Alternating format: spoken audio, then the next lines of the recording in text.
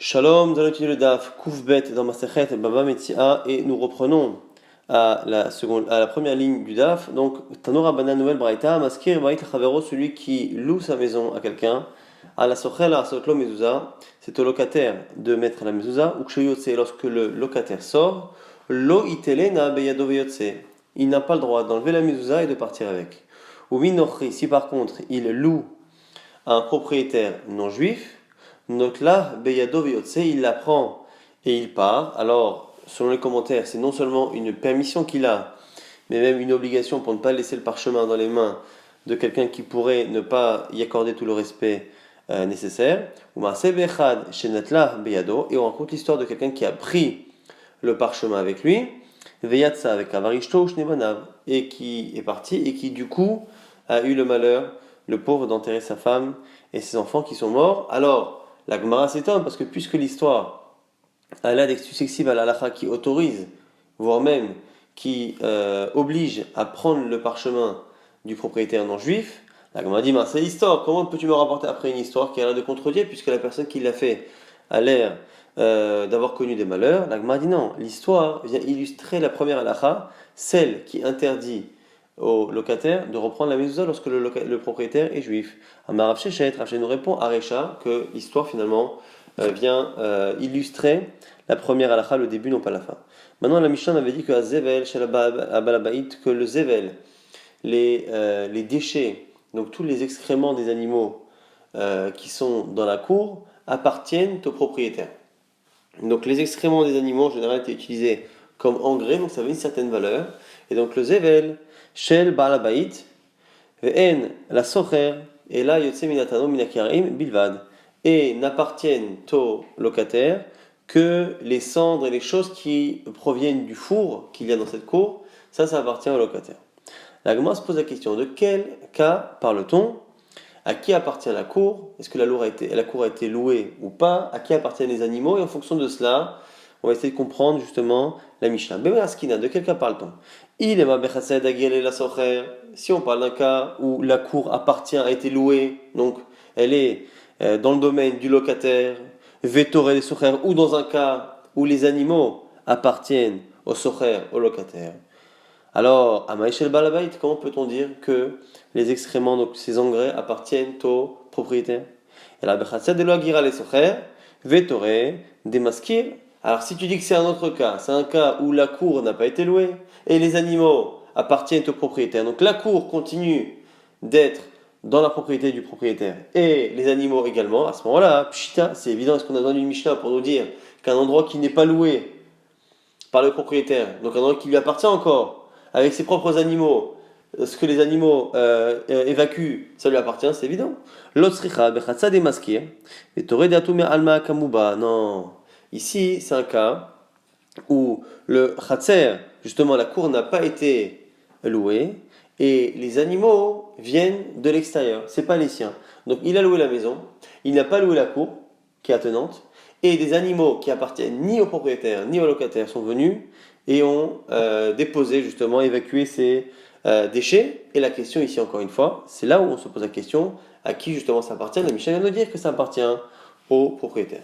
Mais ça y allait, les Rabbi Yossi bar Rabbi Chanina, ça confirme ce que dit Rabbi Yossi bar Rabbi Chanina. Pourquoi? D'Amar Rabbi Yossi bar Rabbi Chanina, Chatzero Shadam Konelo Shalom Midarato. Que la cour de quelqu'un peut faire office d'acquisition pour la personne, même chez l'homme Midarato, même lorsqu'il n'est pas au courant. C'est-à-dire que moi, je ne suis pas chez moi, un objet rentre dans mon Chatser, dans ma cour, j'en deviens le propriétaire, même si je ne suis pas au courant, là où je me situe, qu'il y a un objet qui est arrivé, c'est la même chose, le propriétaire n'est pas présent. Lorsque les animaux évacuent leurs déchets, à ce moment-là, ça rentre dans la propriété du propriétaire instantanément. L'Agma maintenant va rapporter plusieurs objections à cette idée-là de Rabbi Yossi bar Rabbi Chanina, qui dit justement que Chatser Adam, que la cour d'un homme, lui fait acquisition à Philo Shalom Idato, même s'il n'est pas au courant. Métivé, première objection, un homme qui dit tous les objets qui vont arriver dans ma cour aujourd'hui, je veux que ma cour fasse acquisition. Lo ama klum, ça ne fonctionne pas parce qu'il n'est pas au courant, a priori. Et si Rabbi Yossi bar Rabbi Chanina avait raison, pourquoi alors? Amay, lo amar klum, pourquoi ça ne marche pas? La Gemara nous dit Acha b'may askinan bechatzer she'ina mishtameret. La braïta que tu as citée parle d'un cas particulier, un cas où la cour est ouverte. La cour est ouverte, donc n'importe qui peut rentrer. Et là, ce qu'on nous apprend ici, c'est que même Rabbi Yossi ben Rabbi Hanina, qui a dit que la cour d'un homme lui fait acquisition, c'est à la condition que lorsqu'il n'est pas là, c'est à la condition que la cour soit fermée de telle sorte à ce qu'un objet qui y rentre ne puisse pas être volé et pris par le premier passant. Si par contre il peut être pris, on ne dira pas que celui qui est à distance acquiert l'objet à l'instant où il est posé, puisqu'entre le moment où il est posé, alors qu'il ne le sait pas, et le moment où il va arriver à le savoir, n'importe qui peut passer le prendre. Et donc du coup, la braïta là-bas qui est là de contredire Rabbi Yossi ben Rabbi Hanina parle d'un cas particulier, un cas où justement on n'applique pas cette halakha parce que c'est pas Chatzar Mishtameret. Là, on m'a dit Iachi et Masefa. Alors si c'est ça, comment on comprend la fin de cette même braïta? Yatsalo Shem Metzi Abarir. Si par contre tout le monde est au courant dans la ville qu'il y a un objet qui est arrivé dans sa cour, Dvarav Kayamin, à ce moment-là ça fonctionne. Donc s'il a dit tout objet qui arrive dans ma cour aujourd'hui sera à moi, et que l'objet arrive et que tout le monde est au courant, ça fonctionne. Alors, on va dire, si tu me dis qu'on parle d'une cour où tout le monde peut rentrer, qu'est-ce que ça change finalement? Si la cour n'est pas un endroit protégé, que cela peut-il faire que finalement la rumeur se répande qu'un objet est arrivé chez lui? Puisque les gens sont au courant maintenant qu'il y a quelque chose chez lui qui lui appartient, Mivdal Bedile Inchemine, les gens vont s'en écarter et personne n'osera rentrer, récupérer la chose. Et du coup, Aviala Khatsa Mishtameret, ça devient comme Khatsa Mishtameret. Ce qu'on apprend ici, c'est que la connaissance que la ville a, que le village a de la présence de l'objet fait office de protection. Et donc, c'est pas forcément une protection ici physique, mais ça a la même conséquence à l'achri que finalement ça s'appelle Khatsa Mishtameret. Maintenant, l'Agmara continue d'objecter encore une fois sur Rabbi Yossi ben Rabbi Hanina, sur cette idée-là, hein, que même sans connaître la présence d'un objet dans ma cour, je peux en devenir le propriétaire.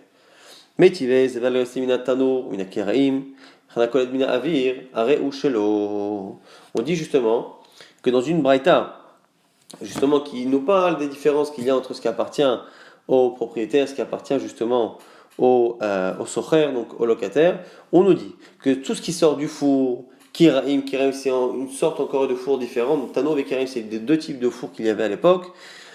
Veakolet mina avir, et ce qu'il attrape dans l'air, ce qui tombe dans l'air et qui ne touche pas le sol, tout cela, areoshelo, ça appartient au locataire. On va expliquer ce que c'est mina avir. Chez Barefet, mais chez Bachatsia, ce qui par contre est dans l'étable et dans la cour, Shel Baal Abayit, ça appartient au propriétaire. Et si Rabbi Yossi ben Rabbi Hanina avait raison, pourquoi lorsque quelque chose est dans l'air, on va voir ce que c'est dans l'air, c'est lorsque un animal fait ses excréments et qu'au lieu qu'il tombe par terre, il tombe directement dans un ustensile qui est suspendu en l'air par quelque chose. Et à ce moment-là, on dit que ça appartient au locataire. La dit mais pourquoi? Pourquoi? Colette Meavir, Amai, pourquoi quand c'est en l'air ça appartient au locataire. Areushelo, c'est à lui, parce que pourtant, un propriétaire est propriétaire à la fois du sol de sa cour et à la fois de l'espace aérien qui est proche du sol. Et donc, finalement, de la même manière que le sol fait acquisition pour lui, l'espace aérien qui est juste au-dessus du sol devrait faire la même chose. À Marabaye, on va donner plusieurs réponses. À Marabaye, Bimadbik Keli Beshulepara. C'est un cas où le locataire, lorsqu'il voit des animaux rentrer dans la cour, donc encore une fois, c'est une cour qui n'a pas été louée, les animaux appartiennent ni au propriétaire ni au locataire, et qu'est-ce qu'il fait? Il attache à l'animal un seau à l'arrière de l'animal de telle sorte à ce que les excréments tombent directement dedans et non pas par terre. Ça c'est la réponse de Abaye, et donc ça ne va pas dans le avir, ça va directement dans le seau. Rava propose autre chose.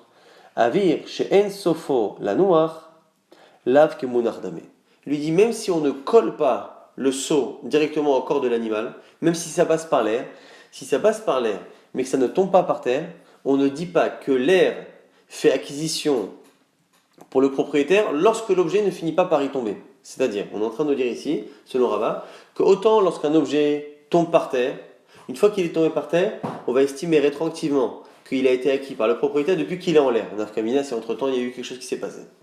Mais si l'objet ne finit pas par tomber par terre, l'air en lui-même n'a aucune valeur de propriété pour le propriétaire, et donc, c'est la raison pour laquelle si le kélit, en soi même s'il n'est pas collé à l'animal mais qu'il est par terre, cela fonctionne pour faire acquisition. La Gemara s'étonne, on a dit quoi? Rava pense ça, Rava pense que quand c'est en l'air et que ça tombe pas par terre, c'est certain que ça n'appartient pas au propriétaire, et pourtant c'est une question que lui-même Rava s'est posée.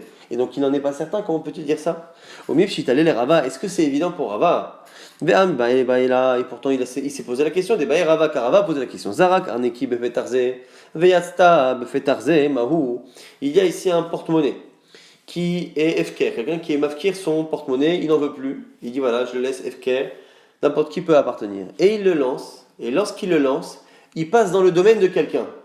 Mais il ne s'y pose pas, donc il passe par la cour du voisin, et après il se pose dehors. Est-ce que le voisin est devenu propriétaire lorsque l'objet est passé dans son domaine aérien, ou non, et donc celui qui le ramasse dans la rue 2 minutes après en est propriétaire?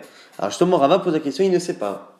Et il dit, Mahou, Avieshen Sofola Noir, Kemunar Dame, Olaf Kemunar Dame.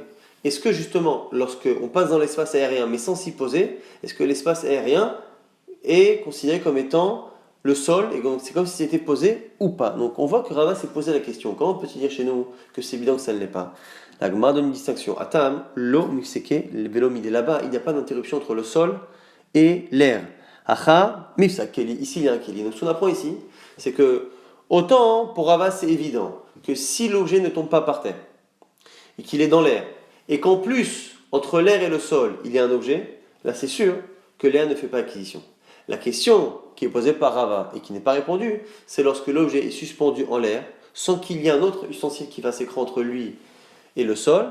Là, à ce moment-là, est-ce que cet air-là est considéré comme étant Kemunar ou pas Kemunar? C'est la question que Rava a posée, il n'a pas répondu. Maintenant, au passage, on pose une petite question. On a dit dans la fameuse braïta qu'on étudie que ce qui est par contre dans l'étable ou dans la cour, finalement ça appartient au propriétaire. Chez Barefet ou chez Bechatzer, Ariel ou chez Bavait. La Gemara dit Tarté. Pourquoi deux? Pourquoi apprendre la cour et apprendre Refet l'étable? Est-ce que finalement on ne peut pas donner un exemple de l'un ou de l'autre? Première question, la réponse de Abaye, de dire que le refet chez Bachatzer, c'est ce qui est dans l'étable qui est dans la cour, parce que c'est là-bas que sont les animaux. Amar Ravashi, Ravashi là-bas explique Zot Omeret, Amaskir Chatserostam, Lo Iskir, Refet Sheba. C'est pour nous apprendre au passage qu'il y a un statut pour la cour et un statut pour Refet, et un statut pour l'étable. C'est-à-dire que lorsqu'il y a une étable qui est dans la cour, et que je veux statuer sur cette étable, il faut que je précise l'étable qui est dans la cour. Si par contre je loue la cour, je ne loue pas forcément l'étable qui s'y trouve. La Gemara justement objecte, encore une fois sur Rabbi Yossi bar Rabbi Chaina, Yone, Shovar, Yone Alia, les oiseaux qui sont dans le Shovar, dans le pigeonnier, ou Alia qui sont sur le toit ou sur le balcon, Chayavot Bishiloach, sont concernés par la mitzvah de Shiluach Haken. Donc Shiluach Haken, c'est ce que la Torah nous enjoint lorsque un homme veut prendre les petits oisillons ou les œufs qu'il y a dans un nid, il faut d'abord renvoyer la mère avant de prendre les œufs ou de prendre les oisillons. On ne peut pas prendre les petits ou les œufs devant la mère. Ça c'est la première chose. Donc lorsque c'est dans un pigeonnier ou lorsque c'est sur le toit, il y a la mitzvah de Shiluach Haken. À Surot, Begezel, et il y a un interdit pour les voisins de Gezel, de vol, Mipne Darke Shalom, Mishum Darke Shalom, parce que c'est pas joli, ça peut entraîner des problèmes de dispute. Alors ici, a priori, ce sont deux halachot contradictoires. Pourquoi? Parce que si il y a un vol, un vrai vol en tout cas Minatora, c'est-à-dire que c'est dans la propriété de la personne. Si c'est dans sa propriété, il n'y a pas de mitzvah de Shiloh Haken. La mitzvah de Shiloh Haken, de renvoyer la mère, n'existe que si on tombe dans la nature, dans un endroit qui ne nous appartient pas, si on tombe sur un endroit où il y a un nid, qui est carré Kansipor. Lorsque se trouvera sur ton chemin, Kansipor, un nid d'oiseau. Et à ce moment-là, on a la misa. Mais si c'est chez moi et que ça m'appartient, je n'ai pas cette misa par rapport aux nids et aux oiseaux qui m'appartiennent. Et donc, si le voisin n'a pas le droit de me voler, c'est que c'est à moi. Si c'est à moi, c'est pour ça que la Braïta nous dit justement qu'il n'y a pas vraiment de problème de vol. Minatora, ça ne lui appartient pas réellement. C'est Mishum Darke Shalom. C'est parce que lui a tendance à se l'approprier. Et donc, c'est pas joli de lui prendre. Mais dans l'absolu, ce n'est pas à lui. Comme ce n'est pas à lui, il y a justement chez le Haken. La Gemara va encore une fois objecter à Rabbi Yossi bar Rabbi Chaina ve'im itali adam Rabbi Yossi bar Rabbi Chaina chatzor shadam kolo shelo midato. Et si Rabbi Yossi bar Rabbi Chaina avait raison la cour d'un homme ou sa propriété acquiert sans même qu'il le sache, karekan qui carré Prat les Mezouman, on devrait appliquer tout de suite ici cette halakha, puisque ça se passe dans son pigeonnier, puisque ça se passe sur son toit ou sur son balcon. La Torah dit qui carré, il faut que tu tombes dessus. Or ici, c'est chez toi et ça t'appartient. Et donc, ça exclut Mezouman, ce qui est chez toi, ce qui t'appartient. Et donc, il n'y a pas de Mizah Shilo Haken. Donc, le fait que la Braïta dise qu'il y a la mitzvah contredit a priori l'avis de Rabbi Yossi bar Rabbi Chanina. Première réponse, Amarava Beitza Betziat Ruba Odetraïva. La Gemara fait une petite distinction dans le temps. Elle dit la Mizah Shilo Haken commence lorsque l'œuf sort en majorité de la mer. Dès que la majorité de l'œuf est sortie, on considère que tout l'œuf est sorti, et donc c'est un œuf, et donc si c'est un œuf là qui a une mer, il y a la misère de Shiloh Haken. Mikna Lokania. Par contre, la propriété de l'homme ne lui fait acquisition que que lorsque l'œuf est sorti totalement dans l'air ou qu'il est tombé dans le nid, et à ce moment-là, il y a acquisition. Mais entre-temps, il y a un laps de temps, entre le moment où la majorité de l'œuf est sortie, et jusqu'à ce que la totalité de l'œuf soit sortie. Et à ce moment-là, et quand est-ce qu'on a dit qu'il y a la mitzvah? Lorsque l'on se situe entre le moment où la majorité de l'œuf a été expulsée et jusqu'à la totalité. La Gemara dit amay asur mishum gezel. Si c'est ça. Si c'est ça, donc du coup, ça n'est pas zalu à ce moment-là, et donc il n'y a pas de gezel, il n'y a pas de vol. Alors pourquoi on parle de vol? La Gemara explique. Iman, première explication, sur la mer. C'est pas par rapport aux œufs, c'est par rapport à la mer. Parce que lui compte effectivement renvoyer la mer, prendre les œufs, et un jour, à un moment donné, prendre la mer qui est pour lui. Et donc, cette mer-là, a priori, lui appartient parce qu'elle est chez lui. La Gemara dit Ibaïtema, autre explication. Alors là, m'avait dit non, peut-être même sur les œufs. Et quoi? Au milieu d'un fik rouba d'arate il avait. Simplement, même si, ce qu'on a dit tout à l'heure en introduction, même si quand l'œuf n'est pas sorti complètement, ça ne lui appartient pas, dans sa tête, ça lui appartient et il s'attend à le récupérer. Et donc c'est pour ça qu'on dit Mishum Darke Shalom. Parce que la personne s'attend à le prendre et toi tu lui passes devant, même si techniquement c'est pas interdit, les Chachamim interdisent Mishum Darke Shalom. Maintenant, la Gemara va donner une autre explication. On avait dit il y a un problème, c'est qu'a priori, si Rabbi Yossi bar Rabbi Chanina a raison, a priori, on a un souci, c'est qu'il n'y a pas justement de mitzvah de Shiloh Haken parce que ça lui appartient, c'est déjà chez lui. La Gemara explique pourquoi non. Non. Regarde ce que dit Amar Yuda au nom de Rav. Asur liskot babetzim, kolzman she'em rovetset alehem. On n'a pas le droit donc de prendre les œufs tant que la mer est dessus. Chez les marques comme c'est marqué, shalach teshalach et ta'em, tu renverras la mer, ve'adar et après tabanim tikachlar, tu prendras les œufs. Afilu temadena flale lechatzero, même une fois que les œufs sont tombés dans le nid dans la cour, kol echad et umatsi zachele, chatzero zachele. Quand lui peut acquérir, à ce moment-là, sa cour fait acquisition. Quand lui n'a pas le droit d'acquérir, kol echad et ulomatsi zachele, chatzero nemilo zachele. Sa cour ne fait pas acquisition. Et donc la question que tu as posée, de dire justement que comme Rabbi Yossi bar Rabbi Chanina pense que la cour acquiert, à ce moment-là, ça lui appartiendra. Mais non, puisque les œufs, pour que la cour lui fasse acquisition, il faut que lui-même puisse l'acquérir. Or, lui n'a pas le droit d'acquérir tant que la mère est là. Donc la cour non plus. Donc ça ne fera pas un cas de Mezouman. Et donc du coup, la question de Birklal est complètement repoussée. La Gemara maintenant objecte avec autre chose. Iachi begezel mipni darke shalom. Ide shalcha gezel me'aliahu. La Gemara maintenant explique-moi. Si on a dit dans la Braïta, on a dit que ça sous mishum gezel à cause de darke shalom. Ide shalcha gezel me'aliahu. Si on parle d'un cas où on a renvoyé, le voleur est venu et il a renvoyé la mère. Attends. Alors à ce moment-là, ça a fait acquisition, la cour a fait acquisition pour le propriétaire, selon Rabbi Yossi bar Rabbi Chanina, et c'est du vrai gezel. Idelo shalcha. Si maintenant il n'a pas renvoyé la mère, à ce moment-là, il a été ouvert sur Shalach Teshalach. Et donc du coup, il y a un souci. Donc pourquoi on nous dit qu'il n'y a que Darke Shalom? Il y a un problème de Shalach Teshalach. Donc comment peut-on nous dire, selon Rabbi Yossi bar Rabbi Chanina, qui nous dit que la cour fait acquisition, comment ce voleur-là ne peut transgresser qu'un interdit d'Erabanan de vol? C'est pas possible. Soit il a renvoyé la mère pour pas transgresser lui sur le Shiloh Haken, et à ce moment-là, il a laissé, quand la mère est partie, l'acquisition se fait immédiatement, et lui quand il prend, il fait un vol minatora. Soit il n'a pas voulu faire un vol minatora, et il a pris avant que la mère parte et que l'acquisition se fasse, à ce moment-là, il a transgressé Shalach et Shalach.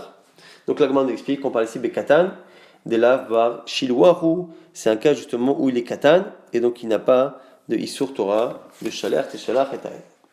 La Gemara dit Katan, Bar Darke Shalom. Ah, et quoi, le Katan, on peut parler d'Arke Shalom, on peut dire qu'un Katan ne doit pas voler ou doit rendre. Mishum Darke Shalom, c'est une mitzvah d'Arabanan qui ne peut a priori incomber qu'à un adulte, parce que l'adulte est capable de comprendre justement cette notion-là, qu'il faut absolument se priver de ce qui est parfois autorisé pour justement éviter que l'autre qui ne comprend pas forcément que c'est autorisé le prenne mal. C'est une notion qui demande de la psychologie et qui a priori est une qualité qui n'existe que chez un adulte. La Gemara a corrigé et dit Achikamar, tu as raison. C'est que c'est interdit que le petit le fasse, et du coup le père doit rendre l'objet, et on demande donc au père de cet enfant, de ce mineur, d'avoir justement cette psychologie de rendre l'objet au propriétaire. Nouvelle Mishnah. Maintenant on va parler de Haïbour Hashana. Vous savez que tous les 3 ans, on émet Aber l'année. Alors nous aujourd'hui, on rajoute un 13e mois dans l'année pour compenser les 10-11 jours qu'il y a de différence entre une année solaire et une année lunaire. Je rappelle la logique. La Torah a parlé de mois lunaires. Donc les mois lunaires font à peu près 29,5 jours. Donc un mois de 29, un mois de 30. Or la Torah a demandé Shamor et Chodesh Aviv de garder le mois du printemps pour que la fête de Pessah se passe au printemps. Ce qui veut dire que si on fait un calendrier lunaire, totalement lunaire, à force de faire des mois de 29-30, 29-30, on se décalerait de 10-11 jours chaque année par rapport aux saisons, et on arriverait finalement, au bout de plusieurs décennies, à faire finalement les fêtes à toutes les saisons possibles. Or la Torah a demandé à ce qu'on gagne une saison, donc la Torah a demandé à ce qu'on fasse de temps en temps une 13e année, un 13e mois, Mechila, qui permet justement de rattraper ce retard. Donc aujourd'hui, on le fait tous les 3 ans, puisqu'on perd 10 jours par an. Tous les 3 ans, on rattrape en rajoutant un 13e mois. Mais à l'époque du Sanhedrin, on ne faisait pas comme ça en fonction du calendrier. C'est le Sanhedrin justement qui jugeait en fonction des saisons, en fonction de plein de situations et de ce que l'on voyait dans la nature. C'est le Bedin qui jugeait. Ce qui voulait dire qu'on ne savait jamais, jusqu'au début de ce 13e mois, on ne savait jamais si le mois de Hadar allait enchaîner, se suivre d'un Hadar Sheni ou justement de Nissan. Et donc du coup, c'était quelque chose qui était une surprise. Et donc la question qui se pose, c'est lorsque on fait une location. Si la personne paye un prix pour l'année ou paye un prix pour le mois, ça va changer. S'il lui dit, tu paieras 1000 euros par mois, à ce moment-là, par mois, il paiera 1000 euros. Et donc lorsqu'il y aura un 13e mois, il paiera un 13e mois. Si par contre, il lui a dit, je te loue à 12 000 euros l'année, si à la fin il y a un 13e mois, comme ce 13e mois est encore considéré comme faisant partie de l'année, finalement il aura gagné un mois, le locataire aura payé 12 000 euros pour 13 mois, non pas pour 12. Donc ce qu'on dit ici dans la Mishnah, celui qui loue sa maison à l'année, si l'année est tombée enceinte, c'est-à-dire que l'année a eu un 13e mois, c'est devenu une année bissextile, à ce moment-là, c'est pour le gain et le compte du locataire. S'il a loué par mois, au contraire, c'est le propriétaire qui est gagnant. Et on nous rapporte une histoire qui, a priori, n'est pas exactement le cas qu'on a cité. Donc la Gemara va s'étonner en disant, mais attends, tu es passé à une histoire qui a l'air de contredire. La Gemara expliquera qu'il y a une transition qui manque. Maaseh Betsiporé, une histoire qui s'est passée à Tsiporé. Un homme qui a loué un mechas, donc un établissement de bain, à son ami, pour 12 mois, et il a loué, donc pour l'année, il a loué 12 pièces, 12 dinarim d'or à l'année, mi dinar za'av lechol chodesh, 1 dinar par mois. Et là ici, la particularité, c'est qu'il y a les deux choses qui sont expliquées. Il a dit 12 dinars par an, 1 dinar par mois. Et du coup, ici, on a un problème. Si l'année est un numéro béret, on a un souci. Parce que si on regarde le début de la phrase, 12 dinars par an, il ne devrait pas payer le 13e mois. Si c'est 1 dinar par mois, comme c'est marqué à la fin de la phrase, il devrait payer. Donc, qui paye 12, qui paye 13, on a une contradiction entre le début et la fin de la phrase. Et l'histoire est venue devant Rabban Gamliel et Rabbi Yossi, Rashbag et Rabbi Yossi, Mechila, Ve'amrou, ils ont dit, on partagera, c'est-à-dire que le locataire paiera la moitié du 13e mois et l'autre moitié le propriétaire sera mochel. La Gemara dit, c'est l'histoire. Attends, tu m'as raconté que lorsque, justement, on a dit à l'année, à ce moment-là, c'est le socher qui ne paye pas. La Gemara dit, tu me rapportes une histoire qui contredit. La Gemara dit non. C'est comme ça qu'il faut dire, il y a eu un manque. On a expliqué le cas où on ne payait pas le 13e mois. On a parlé d'un cas où on payait le 13e mois. Et, ce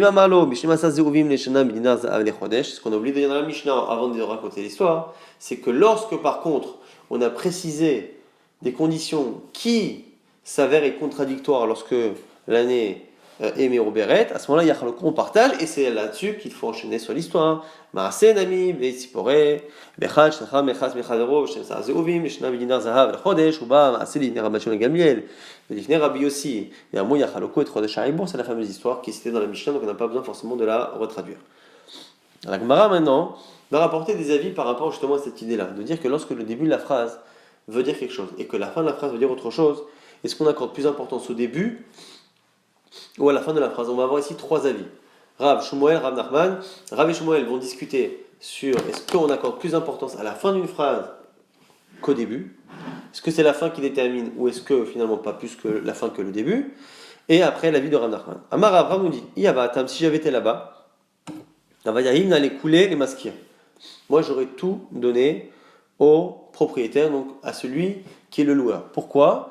Il va expliquer justement, parce que pour moi, c'est la fin de la phrase qui est la plus importante. Il a dit, je te fais payer 12 dinars à l'année, c'est-à-dire 1 dinar par mois. C'est ce 1 dinar par mois qui a le plus de poids dans le contrat.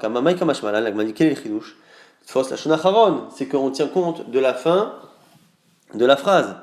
Mais pourtant, il a déjà dit, Rav. Pourquoi il le répète ici? Rav, Rav l'a déjà dit, Chadazimna, Damaravuna, Amri Berav, car Ravuna a dit qu'on disait au Bétamiraj de Rav, Istera, mea ma'e, istera. Alors ici, ce qu'on nous explique justement, celui qui veut justement acheter un bien, et qui justement, ici, on est en train de parler du prix, il dit au départ, istera. Istera, c'est la moitié d'un dinar, et l'autre, il dit, mea ma'e, donc 100 proutot. Et ici, il y a une petite différence entre les deux. C'est que Istera, c'est un peu moins que 100 marées, que 100 proutotes. Donc Istera, c'est 96, Mea, c'est 100. Donc, c'est à peu près la même chose, on peut arrondir. Donc, quand il a dit Istera, Mea marée, il a dit, voilà, je te le vends pour une Istera. Et c'est-à-dire 100 proutotes. Or, Istera, c'est 96. Alors, qu'est-ce qu'on nous dit là-bas? Istera, s'il a dit Istera, qu'après il a dit 100, Mea marée, à ce moment-là, le prix, c'est 100. S'il a commencé par dire 100, Mea marée, et après, il a dit Istera 96.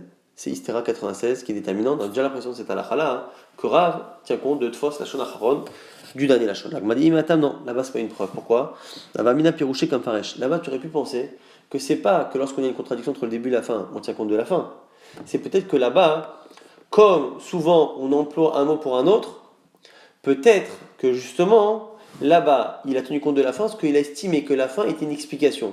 Comme chaque expression, Istera, veut dire de manière stricte 96, mais parfois c'est une manière de parler de 100. Parfois on dit 100, mais en fait on ne parle pas de 100 réellement, mais on parle de 96 du Istera. Comme chacun peut avoir un deuxième sens, peut-être que là-bas il a expliqué ça parce que là-bas il estime que comme le premier lachon n'est pas clair, on attend le deuxième comme étant une explication du début. Mais peut-être que dans le cas, justement, que dans le cas où il y a vraiment une contradiction entre le début et la fin. Est-ce que réellement il tient compte de la fin? C'est pour ça qu'on a eu besoin de dire que si moi j'avais été là-bas, dans le cas de Tzipori avec Rashbag et Rabbi aussi, moi j'aurais dit que c'est Tfos la Shonacha. Ça, c'est l'avis de Rav. Shmuel n'est pas d'accord. Et il dit qu'on a un début, une fin qui se contredisent. On reste Bessafek, qu'on est dans le doute, et on va suivre notre logique. Shmuel Amar, Beva be'imtsa hodesh askinan. Non, ici on parle d'un cas où on est en plein milieu du 13e mois. Pourquoi? Parce que nous dit Shmuel, Aval, Ba bitrilat hodesh. Si on est au début du 13e mois, l'année vient d'être annoncée comme étant année Moroberet. Vient le propriétaire, et lui dit, écoute, je te préviens, ce 13e mois-là, soit tu me le payes, soit tu sors. À ce moment-là, couler la maskir. Ce 13e mois appartiendra au maskir. Ba besof chodesh. Si par contre, il est venu à la fin du 13e mois, il dit, oh là là, il faut que tu me payes ce mois-là, couler la sokhar, pas du tout. On estime ici que ça appartient au locataire. Alors la Gemara, au passage, l'idée plus ou moins, c'est que c'est celui qui a l'objet en main qui le garde. Si il a laissé le propriétaire sur le terrain, le locataire, pendant le 13e mois, c'est le 13e mois qui est dessus, il est tofes, donc il a une chazaka, c'est lui qui est gagnant. Si par contre il est venu au début du 13e mois lui dire de partir, c'est lui qui est tofes à nouveau son propre bien.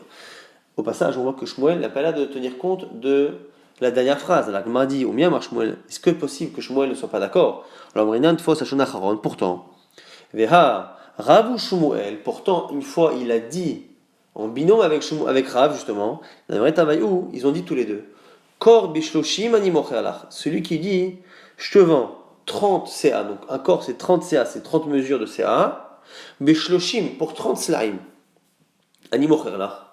À ce moment-là, Yachol lachazorbo. Il peut revenir, il peut finalement annuler jusqu'à la fin. Donc imaginons qu'il lui vend donc 30 CA pour 30 slaim. Il lui donne un. Tant que la dernière pièce n'a pas été donnée, on peut annuler la vente. Afilou besachaona, même pour la dernière mesure. Kor bishloshim CA vesela. Si par contre il a dit, je te vends donc un corps. Donc c'est 30 CA justement, mais là-bas, Bishloshim, et après il précise CA BCLA, ce qui revient à 1 CA pour un CLA, puisqu'on a dit que c'était 30 mesures pour 30 pièces, donc ce qui revient à une mesure par pièce.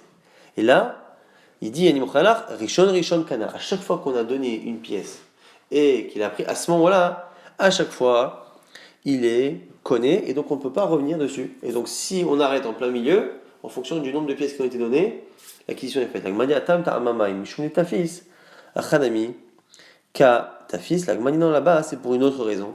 C'est pour une question de chazaka. De la même manière qu'on a dit chez nous que le 13e mois appartenait à celui qui était Mourzak, si c'est au début, 13e mois qu'il le réclame, ça appartient au propriétaire. Si c'est à la fin, ça appartient déjà au locataire. Quand c'est au milieu, c'est là que justement on peut dire éventuellement Yachloku. Mais dans le cas justement, donc on voit que ça respecte ces biens de Hadaka. Pareil chez nous, c'est parce que quand il a payé, qu'il a pris, il est Mourzak. Et comme il est Mourzak, on continue d'avoir un safek. On continue d'avoir un doute. Comme il a dit deux phrases contradictoires, il a dit 30 pour 30 pièces, après il a dit une mesure pour une pièce, donc on ne sait pas lequel tenir, on est dans un doute. Comme on est dans un doute, à ce moment-là, on laisse ce qui est dans les mains de l'un chez l'un, et ce qui est dans les mains de l'autre chez l'autre. C'est pas comme Rav a dit que l'on tient compte, donc c'est un chidouche ici, c'est que Rav et Shmuel ont dit la même chose, c'est-à-dire qu'on dit la même halakha, mais pour deux raisons différentes. Ils ont dit que lorsqu'il a dit 30 mesures pour 30 pièces, une mesure pour une pièce, ce qui a été donné, on le laisse tel quel et on arrête pour la suite. Selon Rav, c'est parce qu'on ne tient compte que de la fin de la phrase, parce que lui pense fausse Lachon Acharon. Shmuel dira la même halakha, mais pas du tout pour la même raison. Lui dira que non, qu'on a une contradiction entre le début et la fin. Et comme on ne sait pas, ce qui a été donné à l'acheteur reste chez l'acheteur, ce qui n'a pas encore été donné reste chez le vendeur et l'argent reste chez l'acheteur. Et du coup, on laisse les choses en l'état. C'est une histoire de Chazaka. Donc on voit ici que Rav et Shmuel peuvent dire Tavaï ou la même halakha, même si finalement la raison n'est pas du tout la même. Rav Nachman propose autre chose. Karka becheskat ba'alea kayemet. Lui dit, on laisse le karka, le terrain, dans la propriété de son propriétaire. Et donc moi je pense que si j'avais été à l'époque de la Mishnah, j'aurais dit, comme Rav, que le 13e mois est forcément pour le propriétaire. Alors Gemara dit, attends, dis-moi, qu'est-ce que tu as rajouté par rapport à Rav? Si tu veux me dire qu'on tient compte de la dernière phrase, c'est ce qu'a dit Rav. La Gemara dit, non, t'as pas compris. C'est la même halakha encore une fois, mais avec une autre raison. Autant Rav, c'est parce que justement, c'est la dernière phrase qui compte. Mais lui, il a dit non, c'est pas une question de fin de phrase ou de début de phrase. C'est une question de qui est le propriétaire. En quoi ça va changer?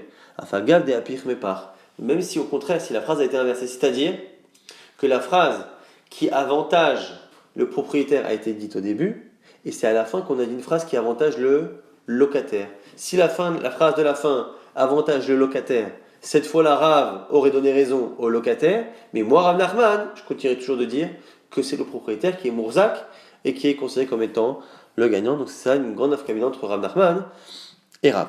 Maintenant, nouvelle question. Baroumine, mais Rabbi Hanan a posé la question à Rabbi Hanan. Socher Amar. Donc on a ici un différent entre le locataire et le propriétaire. Le locataire dit Natati, j'ai payé mon loyer, moi ce qui Amar, le Natati. Et le propriétaire dit je n'ai pas reçu le loyer. Almi la viraya, qui doit apporter la preuve? Là, c'est intéressant parce que qui est Mourzak? Qui a la Chazaka? D'un côté, le propriétaire, il a une Chazaka, d'un côté, celui qui est sur le terrain, c'est le locataire. Alors, qui doit apporter la preuve? La Gemara se pose d'abord la question, à quel moment parle-t-on? Emat.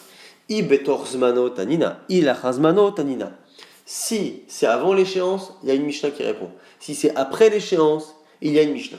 On va voir la Mishnah tout de suite qui va nous expliquer que dans ces moments-là, on a une Chazaka, qui est une présomption que ça a été payé ou que ça n'a pas été payé. Dites-nan, c'est une Mishnah qui dit. Meta betor shoshim yom. Si on a un enfant qui naît, et au bout de 30 jours, le père doit le racheter. Si le père meurt pendant les 30 jours, donc avant les 30 jours, donc avant le moment où il peut le racheter, Bechesad Shelo Nivda. On a une chazaka que l'enfant n'a pas été racheté, puisqu'à priori on ne rachète pas un enfant avant son temps. La Torah a demandé à ce qu'on attende, on attend 30 jours que l'enfant soit viable. Certains disent, donc du coup en général, les gens ne payent pas et ne rachètent pas avant le Zman. Bechesad Shelo Nivda. Al Shaviraya, sauf si on apporte une preuve. Chez Nivda. Une fois que les 30 jours sont passés, on a une présomption que les gens achètent leur aîné au Kohen le 30e jour, et donc à partir du 31, 32, 33e jour, on part du principe qu'il a été racheté. Et du coup, jusqu'à ce qu'on ait une preuve inverse. Alors, la Gemara dit, quand est-ce qu'on va avoir une question? C'est pareil chez nous. Si le différent se situe avant l'échéance du loyer, à ce moment-là, on estime que ça n'a pas été payé. Si c'est après l'échéance, on estime que ça a été payé et c'est au propriétaire de prouver qu'il n'a pas été payé. La Gemara nous dit, la question se pose le jour même de l'échéance. Donc, on a déterminé un jour, on va dire que c'est le dernier jour du mois. Le dernier jour du mois, il faut payer le loyer. Et le dernier jour, Atzmo, on va au tribunal, et un il dit il m'a pas payé, l'autre il dit j'ai payé. Alors, moi justement, pose la question. Est-ce que les gens payent immédiatement au début de la journée ou pas? Est-ce qu'à midi, par exemple, lorsqu'on a ce différent, est-ce qu'on estime que lorsque les personnes payent, on a une présomption que les gens payent à terme, est-ce qu'elles payent au matin, au lever du jour, ou c'est à la fin de la journée, pour le jour suivant, qu'on dira que ça a été payé? Amalou Rabbi Yochanan, la Gemara répond, c'est Rabbi Yochanan qui dit qu'on peut le voir dans une Mishnah. Sachir, Bismano, Nishbar Venotel, on dit justement qu'un Sachir, celui qui justement doit travailler, Bismano, Nishbar Venotel. Un Sachir justement, donc un employé, si il est au jour où il a fini de travailler, il jure et on le croit justement de ne pas avoir reçu son salaire. Donc il est au jour de la fin de son travail, le jour où normalement minatora la personne doit le payer, et il dit il n'a pas été payé, il jure, et à ce moment-là, justement, on le croit. Et la Gemara, justement, nous fait une déduction de cela. Et nous dit justement, de là on voit que les gens payent tout de suite. Comme là-bas on a parlé du sachir, on a parlé de l'employé, là-bas c'est typiquement l'employé, c'est particulier, c'est pour ça qu'on l'a enseigné. Sachir ou là-bas le sachir, là-bas l'employé, on lui a demandé de jurer et on l'a cru quand il dit cela. Parce qu'on part du principe qu'un patron a beaucoup d'employés à payer et qu'il peut oublier, il peut se tromper, il pensait qu'il a payé tous, il n'en a pas payé un. Avalacha, Sochem et Iman Bishua. Mais ici, c'est différent. Et donc, du coup, on peut très bien dire ici que le Socher ici, le locataire, qui est ici finalement le locataire est un peu considéré comme étant le patron, parce que c'est lui qui paye, et donc le locataire est cru lorsqu'il dit qu'il a payé, parce qu'on part du principe qu'il a payé au début de la journée, et que là-bas, justement, cet enseignement n'a été dit justement que pour le sahir, parce que le patron c'est particulier, et en dehors du patron, toute personne qui doit payer, on estime qu'elle paye non seulement le jour, mais même en début de journée.